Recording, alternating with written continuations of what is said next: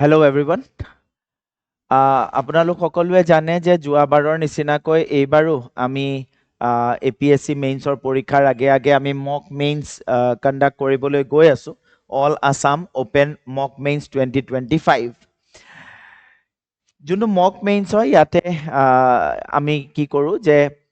APSC mains পৰীক্ষাটো যেনেকে হয় 3 দিনত 6খন পেপাৰ বেক টু বেক যেনেকুৱাকে দিব লাগে তেনেকে মক মেইনছটো 3 দিনত সেই 6খন পেপাৰ বেক টু বেক আমি এক্সাম কণ্ডাক্ট কৰো ফাৰ্স্ট ডে এসএ তাৰ পিছত GS1 GS2 GS3 GS4 GS5 তেনেকুৱাকে আমি পুৰা সেই এক্সাম মেইন এক্সামটো যেনেকুৱাকে হয় APSC যেনেকে কণ্ডাক্ট কৰে তেনেকুৱা এনভাইৰনমেন্টতে আমি ষ্টুডেন্ট খিনিৰ দ্বাৰা এই এক্সামটো আমি তেওঁলোকক দিয়াও গতিকে এইবাৰো আমি ওপেন মক মেইনছ কণ্ডাক্ট কৰিবলৈ গৈ আছো আৰু তাৰ লগত জড়িত দুটামান কথা এই ভিডিঅ'টোৰ জৰিয়তে মই আপোনালোকক জনাব বিচাৰিছো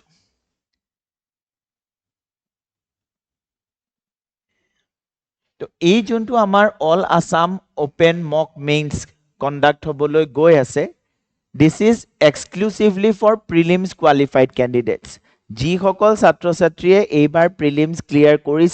কৰিছে যিসকলে এইবাৰ মেইনছৰ পৰীক্ষা দিব তেওঁলোকৰ কাৰণেহে এই মেইনছ মক মেইনছটো কণ্ডাক্ট কৰা হৈছে গতিকে যিসকলে এইবাৰ প্ৰিলিমছ কোৱালিফাই কৰা নাই তেখেতসকলৰ কাৰণে এই পৰীক্ষাটো নহয় দ্বিতীয়তে এই পৰীক্ষাটোত realistic exam like environment will be provided আমি ইয়াতে চেষ্টা কৰো যাতে একদম পৰীক্ষাৰ দিনাখন যেনেকুৱা পৰীক্ষা হলটোত যেনেকুৱা এটা এনভাইৰনমেন্ট থাকে তেনেকুৱা এনভাইৰনমেন্টে আমি যাতে ইয়াটো প্ৰভাইড কৰিব পাৰো গতিকে একদম ৰিয়েলিষ্টিক এক্সাম লাইক এনভাইৰনমেন্ট এই পৰীক্ষাটোত প্ৰভাইড কৰা হয় গতিকে সেই দিনাখন যাতে ছাত্ৰ বা ছাত্ৰী গৰাকীয়ে এক্সামিনেশ্যন হলত সোমাই পেলাই তেওঁলোকে যাতে নিজক কাম কৰি ৰাখিব পাৰে প্ৰেছাৰটো যাতে তেওঁলোকে হ্যান্ডেল কৰিব পাৰে তাৰ কাৰণে আগতেই তেওঁলোকক এটা অভিজ্ঞতা দিয়াৰ চেষ্টা কৰা হয় এই মক মেইনছৰ যোগেদি ইয়াতে আমি দুটা পৰ্যায়ত এই পৰীক্ষাটো কৰিম দুটা পৰ্যায় মানে দুবাৰ এই মক মেইনছ কণ্ডাক্ট কৰা হ'ব প্ৰথম যেটো ওপেন মক মেইনছ হ'ব হেতু 12 13 14 সেপ্টেম্বৰত হ'ব শুকুৰ শনি আৰু দেও তিনিটা বাৰ 12 13 14 আকৌ সেকেন্ড যোনটো ওপেন মক মেইনছ হ'ব হেতু 26 27 28 সেপ্টেম্বৰ 2025 ত কণ্ডাক্ট কৰা হ'ব গতিকে দুটা মক মেইনছ হ'ব প্ৰথমটো 12 তাৰিখ 12 সেপ্টেম্বৰত আৰম্ভ হ'ব 12 13 14 আৰু সেকেন্ডটো হ'ব 26 27 28 Exams will be held over 3 consecutive days in line with the APSC mains pattern. APSC যেনেকে পৰীক্ষাৰ মাজত কোনো গ্যাপ না থাকে 3 দিনত 6খন পেপাৰ হয় ইয়াটো তেনেকুৱাকৈ কৰা হ'ব ফাৰ্স্ট হাফত 9:30 ৰ পৰা 12:30 লৈকে হ'ব আৰু সেকেন্ড শিফটত 1:30 ৰ পৰা 4:30 লৈকে হ'ব গতিকে 12 তাৰিখে ফাৰ্স্ট হাফ সেকেন্ড হাফ 13 তাৰিখে ফাৰ্স্ট হাফ সেকেন্ড হাফ 14 তাৰিখে ফাৰ্স্ট হাফ সেকেন্ড হাফ এতিয়া পৰীক্ষাটো আমি অনলাইন আৰু অফলাইন দুয়োটা মোডতে কণ্ডাক্ট কৰাৰ কথা ভাবিছো যদিও ইয়াতে অফলাইন পৰীক্ষাটোতহে আমি এক্সাম লাইক ৰিয়েলিষ্টিক আমি এনভাইৰনমেন্ট ক্ৰিয়েট কৰিব পাৰো কিন্তু হ'ব পাৰে কিছুমানে হয়তো অনলাইনো এপিয়াৰ কৰিব বিচাৰিব পাৰে তেতিয়া তেওঁলোকৰ কাৰণেও সুবিধা আছে যোৱাবাৰ আমি ওপেন মক মেইনছটো কেৱল গুৱাহাটীত কণ্ডাক্ট কৰিছিলো কিন্তু এইবাৰ আমি ভাবিছো যে গুৱাহাটীৰ লগতে আৰু কেইটামান জেগাটো আমি এই মক মেইনছটো কণ্ডাক্ট কৰিম অফলাইন সেন্টাৰ আমাৰ গুৱাহাটীত থাকিব ডিব্ৰুগড়ত থাকিব কোকৰাঝাৰ নলবাৰী তেজপুৰ যোৰহাট আৰু শিৱসাগৰ গতিকে গুৱাহাটীৰ লগতে এই আন জিলা কেখনতো এইবাৰ আমি এই ওপেন মক মেইনছটো কণ্ডাক্ট কৰাৰ কথা ভাবিছো Question and answer booklets will be provided at the center. ছাত্ৰ ছাত্ৰীসকল যেতিয়া আহিব তেতিয়া তেওঁলোকক examination হলতে question answer booklet provide কৰা হ'ব Candidates must follow all instructions for filling details in the answer booklet and last date of registration is on 8 September 2025. এই ভিডিঅটোৰ লগতে এখন গুগল ফৰ্মো দি দিয়া হ'ব সেই গুগল ফৰ্মৰ যোগেদি প্ৰত্যেকজন ছাত্ৰ ছাত্ৰী ইচ্ছুক ছাত্ৰ ছাত্ৰীয়ে ৰেজিষ্ট্ৰেচন কৰিব লাগিব ৰেজিষ্ট্ৰেচনৰ সময়তে তেওঁলোকক সোধা হ'ব যে তেওঁলোকে কোনটো সেন্টাৰত তেওঁলোকে পৰীক্ষাটো দিব বিচাৰি গতিকে সেই ডিটেইলছ খিনি তেওঁলোকে সেই ফৰ্মখনৰ যোগেদি আমাক জনাব লাগিব ৰেজিষ্ট্ৰেচন তেওঁলোকে কৰিব লাগিব আৰু ৰেজিষ্ট্ৰেচনৰ লাষ্ট ডেট হৈছে 8 ছেপ্টেম্বৰ বিশেষকৈ অফলাইন পৰীক্ষাৰ ক্ষেত্ৰত 8 ছেপ্টেম্বৰৰ পাছত যদি কোনোবাই ৰেজিষ্ট্ৰেশ্যন কৰিব বিচাৰে তেতিয়া কিন্তু কৰিব নোৱাৰিব কাৰণ ছাত্ৰ ছাত্ৰীৰ কিমান হ'ব কি কথা সেইখিনি হিচাপে আমি এই আয়োজনখিনি কৰিব লাগিব গতিকে এই ডেটটো যাতে সকলোৱে মনত ৰাখে যে 8 তাৰিখৰ আগত 8 ছেপ্টেম্বৰৰ আগত যাতে সকলোৱে ৰেজিষ্ট্ৰেশ্যনটো কৰি লয় ইয়াতে এতিয়া অনলাইন যোনটো মোড আছে এতিয়া বহুত ছাত্ৰ ছাত্ৰীৰ কাৰণে হয়তো এইকেইটা চেণ্টাৰতো গৈ পেলাই দিয়াটো তেওঁলোকৰ কাৰণে সুবিধাজনক নহ'ব পাৰে So for remote candidates, question papers and answers booklets will be provided in PDF form on the SPM app. তেওঁলোকক PDF formatত paper provide কৰি দিয়া হ'ব আমাৰ এপতে তেওঁলোকে পেপাৰখন পাই যাব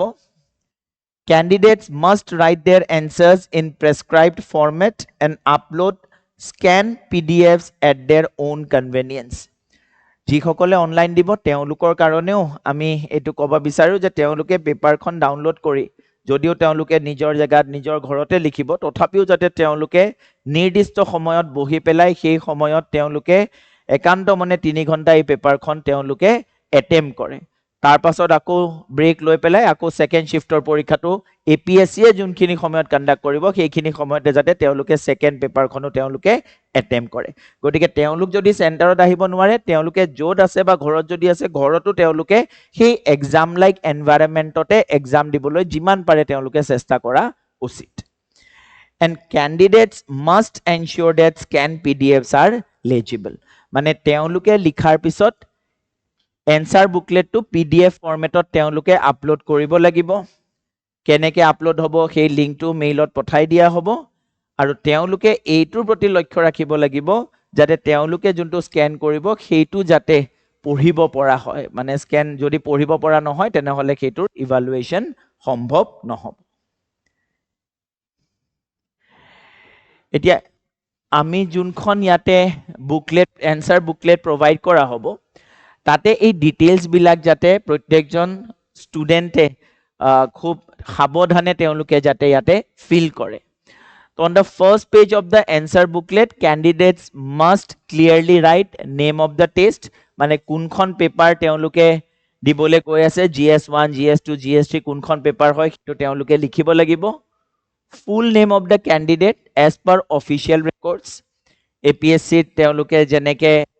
যি নাম দিছে সেই হিচাপত তেওঁলোকে নামটো লিখিব লাগিব যাতে ইয়াতে ভুল নহয় APSC roll number এটো ম্যান্ডেটৰী হয় কাৰণ আমি যেহেতু ইয়াতে কৈছো যে অকল প্ৰিলিমছ কোৱালিফাইড ষ্টুডেন্ট খিনিয়েহে এই মক মেইনছটো দিব পাৰিব গতিকে আমি সেইটো এবাৰ ভেৰিফাই কৰিব লাগিব কাৰণ বহুতো ছাত্ৰ ছাত্ৰী আহি পৰীক্ষা দিব পাৰে তাৰে ভিতৰত হয়তো বহুতৰে প্ৰিলিমছ ক্লিয়াৰ হোৱা নাই কিন্তু তেওঁলোকে তথাপিও এবাৰ দিব বিচাৰিব পাৰে পৰীক্ষাটো যে কেনেকুৱানো লাগে তাতে একো ভুল নাই কিন্তু আমি যেতিয়া ইভালুৱেচন কৰিম তেতিয়া আমি সেই ছাত্ৰ ছাত্ৰীখিনিক প্ৰাধান্য দিব লাগিব যিসকলে প্ৰকৃততে এবাৰ প্ৰিলিমছ কোৱালিফাই কৰিছে গতিকে প্ৰিলিমছ কোৱালিফাই কৰিছে নে নাই হেতু জানিবৰ কাৰণে আমাক এপিএসসি ৰোল নাম্বাৰটো লাগিব so to confirm that the candidates are genuine prelims qualified aspirants thereby prioritizing those actually appearing in mains গতিকে সেই বস্তুটো আমি চাব লাগিব কাৰণ কেতিয়াবা এনেকুৱা ষ্টুডেন্টও আহিব পাৰে যোনে হয়তো প্ৰিলিমছ ক্লিয়াৰ কৰা নাই তথাপি পৰীক্ষাটো তেওঁলোক অৱতীৰ্ণ হৈছে তেতিয়া তেওঁলোকৰ আমি চিনাক্ত কৰিবৰ কাৰণে এপিএসসি ৰোল নাম্বাৰটো ইয়াতে মেনশন কৰাটো বাধ্যতামূলক ইমেইল আইডি আমাক লাগিবই mandatory for online candidates not only online in fact অফলাইনৰ কাৰণেও আমাৰ ইমেইল আইডিটোৰ প্ৰয়োজন হ'ব গতিকে ইমেইল আইডিটো যাতে সকলোৱে ইয়াতে প্ৰভাইড কৰে offline candidates must fill this details in the provided booklet before attempting the paper গতিকে পৰীক্ষা আৰম্ভ হোৱাৰ আগতে তেওঁলোকে এনসাৰ বুকলেটত যাতে এইখিনি তেওঁলোকে মেনশন কৰি দিয়ে The same details including email ID must appear on the submitted scanned answer script. This is essential so that evaluated copies can be sent back smoothly. গতিকে অনলাইন ষ্টুডেন্টসেও কেতিয়াবা কি হয় তেওঁলোকে স্ক্যান কৰি আপলোড কৰাৰ সময়ত প্ৰথম পেজটো নকৰে এতিয়া প্ৰথম পেজটো যদি নাথাকে এই ডিটেইলছখিনি যদি তেওঁলোকৰ স্ক্যান কপিটোত নাথাকে তেতিয়া হলে আমি তেওঁলোকক ইভালুৱেটেড কপিটো পঠিয়াব নোৱাৰে গতিকে অনলাইন ক্যান্ডিডেট খিনিও এইটোৰ প্ৰতি লক্ষ্য ৰখা উচিত তেওঁলোকে এইটো সুনিশ্চিত কৰা উচিত যে তেওঁলোকেও যাতে স্কেন কপিখন সাবমিট কৰোতে এই ফ্ৰন্ট পেজটো যাতে তাতে এটাচ হৈ থাকে otherwise it will become difficult for us to send them the evaluated copies and any script missing these details will be rejected and not evaluated যিকোনো এখন কপি যদি আমি পাওঁ য'ত এই ডিটেইলছখিনি নাই তেতিয়া কিন্তু সেই কপিখনৰ ইভালুৱেশ্যন নহ'ব আৰু সেই কপিখন ৰিজেক্ট কৰা হ'ব ঠিক তেনেদৰে ইংৰাজী বা অসমীয়া দুয়োটা মাধ্যমতে তেওঁলোকে পৰীক্ষাটোৰ উত্তৰ লিখিব পাৰিব কিন্তু ফ্ৰন্ট পেজতে মিডিয়ামটো যাতে ক্লিয়াৰলি তেওঁলোকে মাৰ্ক কৰি দিয়ে যে কোনটো মিডিয়ামত তেওঁলোকে উত্তৰটো লিখিছে ইংলিছ নে আছামিজ গতিকে এইখিনি পৰীক্ষাটোৰ মানে ৰেজিষ্ট্ৰেশ্যন বা কিছুমান জেনেৰেল গাইডলাইনছ মই ইয়াতে ক'লো এই পৰীক্ষাটোৰ বিষয়ে মক মেইনছৰ বিষয়ে আৰু কিছুমান বিশেষ তথ্য আপোনালোকক জনাবলৈ মই আমাৰ মৃদুল ছাৰক মই অনুৰোধ কৰিলো ছাৰ প্লিজ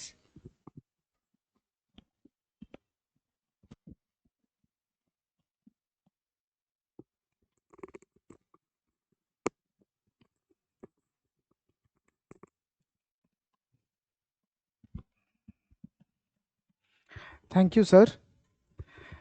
मैं आपको कुछ और डिटेल्स अब बता देता हूँ यहाँ पर सो दैट आपका इस मॉक मेंस में पार्टिसिपेट करना इजी हो जाए और क्या क्या बेसिक चीज़ों का आपको ध्यान रखना है कैसे होगा पूरा प्रोसेस इसके बारे में मैं आपको थोड़ा डिटेल्स और दे देता हूँ पहली चीज़ तो ये कि आपके एग्जामिनेशन का टाइमिंग क्या रहेगा एपीएससी का जैसा टाइमिंग रहता है वैसा ही हम लोगों ने भी रखने की कोशिश करी है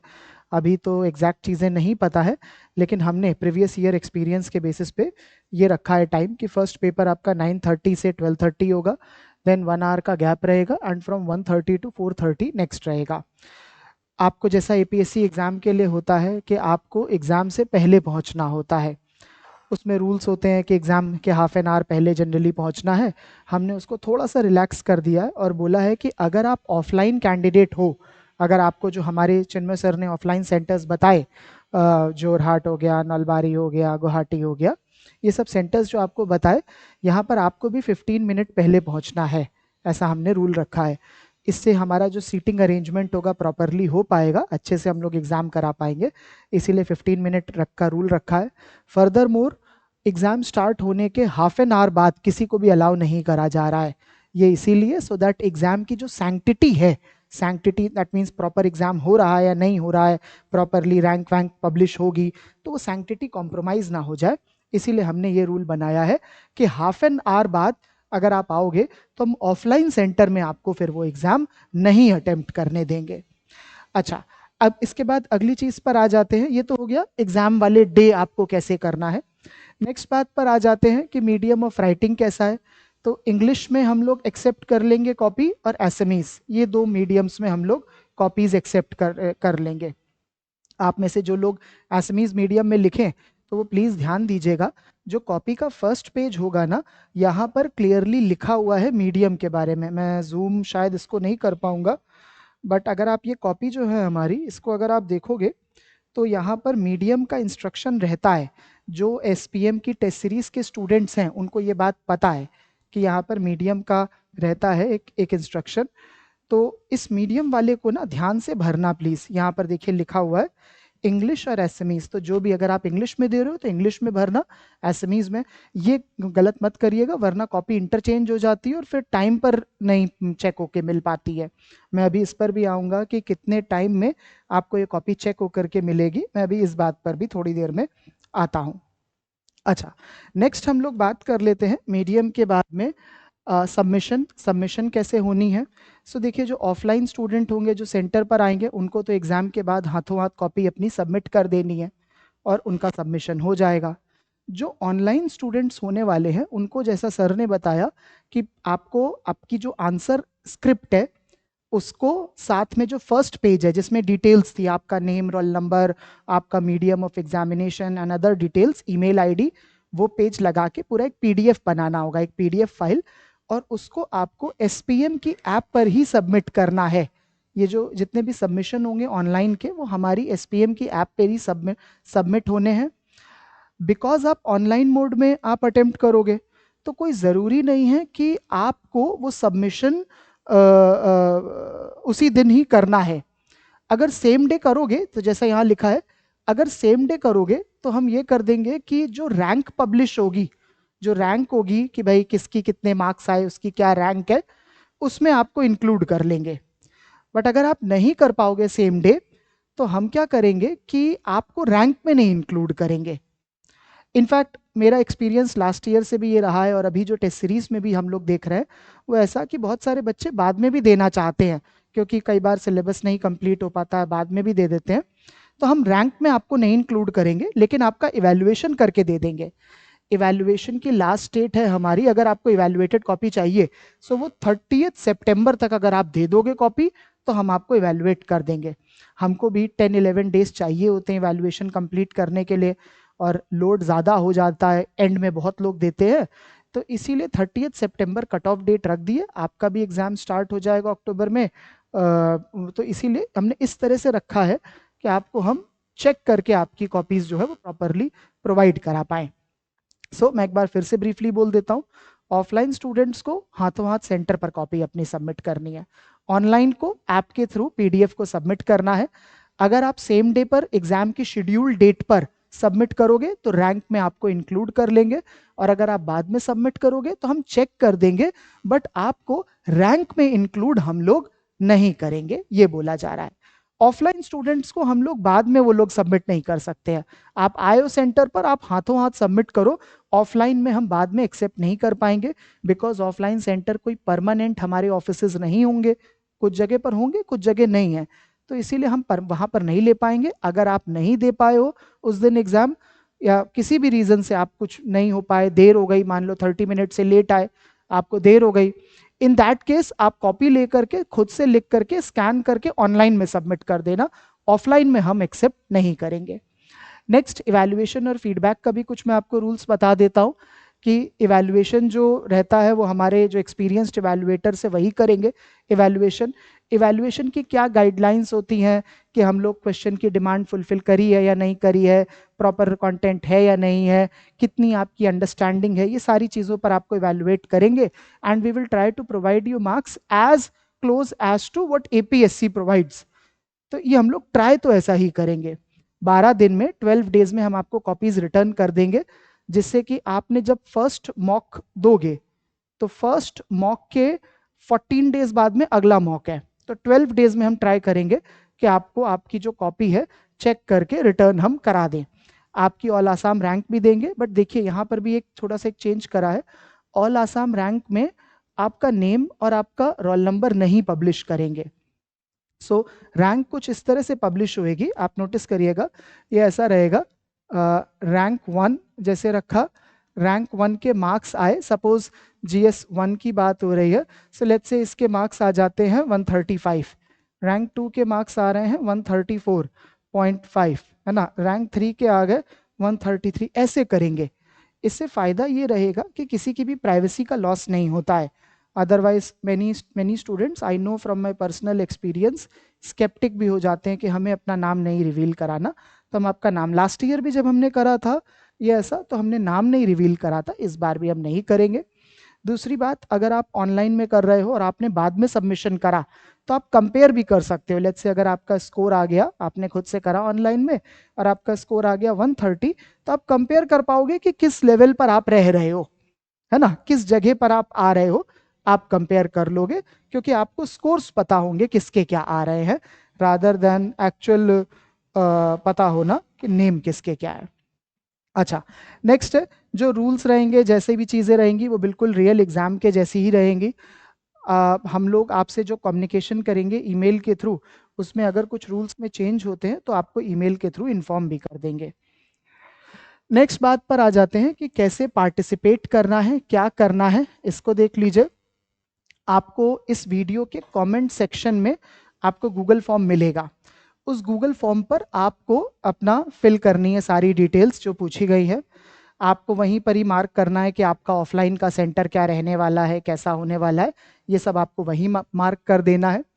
अगर आपको कुछ ऑफलाइन सेंटर का एड्रेस क्या होने वाला है, इन केस अगर ऑफलाइन सेंटर हमें ऐसा लगा कि शायद बहुत ज़्यादा हो गए एक सेंटर में, हमें कुछ चेंज भी करना पड़ा या कुछ भी और कम्युनिकेशन होगी, तो वो डायरेक्टली हम ईमेल के थ्रू ही प्रोवाइड करेंगे। आपको, तो प्लीज अपना ईमेल करेक्टली भरिएगा, उसमें कुछ भी गलत मत करिएगा। आप रोल नंबर भी प्लीज एक बार अच्छे से ही भरिएगा, क्योंकि वो मैचिंग होगी रोल नंबर और नेम के साथ में, तो वो सब अच्छे से करिएगा। हम चाहते हैं कि एग्जाम जो है जितना हो सके एक्चुअल एग्जाम के जैसा ही रहे, तो प्लीज थोड़ा सा कोऑपरेट कर दीजिएगा। अच्छे से रोल नंबर, अच्छे से ईमेल वगैरह सब प्लीज यही इन्फॉर्मेशन अच्छे से ही दीजिएगा। कुछ भी क्वेरी रहे तो इस नंबर पर कॉल करिए प्लीज। आप वो जो SPM वाला नंबर होता है ना, उस पर मत कॉल करिएगा, वो आपकी हेल्प नहीं कर पाएंगे इस रिगार्ड में।